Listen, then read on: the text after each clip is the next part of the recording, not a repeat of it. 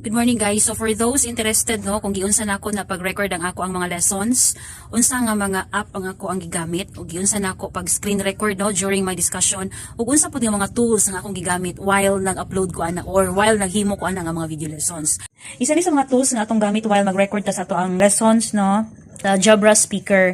So gamit nako ni siya dugay na mga 5 years na ni sa ako noise cancelling Jabra speaker, dili niya ma-capture katong mga saba sa palibot. So mo ni siya noise cancelling nga headset. So this is a Jabra speaker. So na siya mouthpiece diha, klaro kay imong tingog.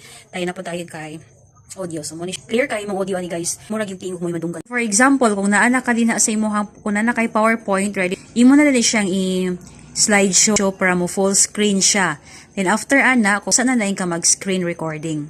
Make sure po nga ang imuhang headset naka-connect na sa imuhang laptop.